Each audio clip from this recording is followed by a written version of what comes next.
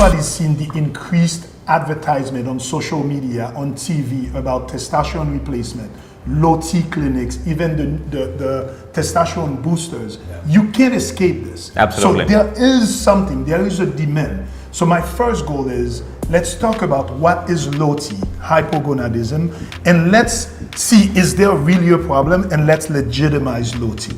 So please tell us first, what is low T, what is hypogonadism? Absolutely. So before 2018, the whole field of testosterone therapy, field of low testosterone, was often thought of an industry-driven topic. But in 2018, something fascinating happened. Both the Urologic Society as well as the Endocrine Society basically said, we're now going to come out with actual proper guidelines for male hypogonadism and testosterone deficiency. We're going to define this condition. We're going to see which patient should be diagnosed, which patient should be treated, what the follow-up should be. And so since 2018, at least all practitioners have some sort of a reference manual to go back to and say, at least this is what the experts in the field recommend based on the studies that have been published so far.